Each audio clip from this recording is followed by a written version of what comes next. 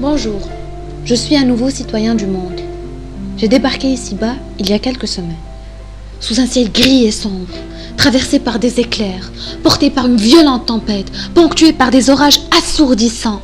Je me souviens du temps où j'étais encore dans le ventre chaud de ma mère, qu'une fée m'a parlé de ce grand livre des hommes. Le livre où il est dit « Tous les êtres humains naissent libres et égaux, en dignité et en droit, et chacun peut se prévaloir de tous les droits et de toutes les libertés. » Mon débarquement ici-bas n'a pas été un débarquement en douceur, comme d'autres ont la chance de le faire. Vite, j'ai appris que je faisais partie des citoyens du monde, de seconde zone.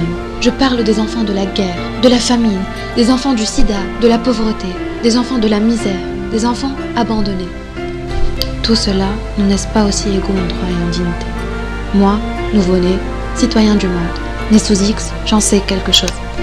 Pourtant, ma merveilleuse fée m'avait rassurée en me disant que dans le grand livre des hommes, que la maternité et l'enfance ont droit à une aide et à une assistance spéciale.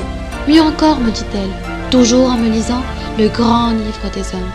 Tous les enfants, qu'ils soient nés dans le mariage ou en dehors, jouissent de la même protection sociale. Et d'ajouter que toute personne a droit à un niveau de vie suffisant pour assurer sa santé, son bien-être et ceux de sa famille, notamment pour l'alimentation, l'habillement, le logement, les soins médicaux ainsi que pour les services sociaux nécessaires. J'y ai cru, j'y ai même laissé du temps au temps, mais c'était en vain et j'ai dû me rendre à l'évidence. Trop c'est trop! Tout seul, avec tout ce monde dans la pouponnière où j'ai atterri. Je me sens un peu perdue, je dors peu, je mange très mal et je pleure beaucoup.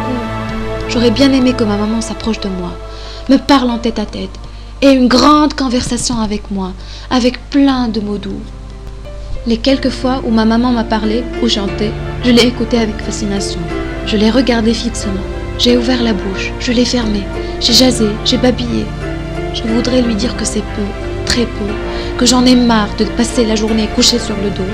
Je voudrais lui dire que j'aimerais qu'on s'occupe de moi comme il faut, me donner le biberon dès que j'ai soif, me changer aussitôt que je suis sale ou mouillée, me frictionner quand j'ai des colliers, prendre soin de mes fesses rouges, soigner mes otites, m'aider à faire face à chacune des poussées dentaires et son lot de douleurs, veiller à ce que mes vaccinations soient à jour.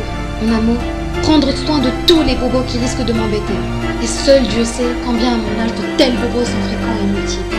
Je veux grandir, je veux marcher, je veux sauter, je veux vivre. Autrement, il ne me reste plus qu'à refuser de manger, de dormir, de jaser, de babiller. Il ne me reste plus qu'à rentrer dans ma coquille, de m'isoler et de me couper de vous tous. Vous tous!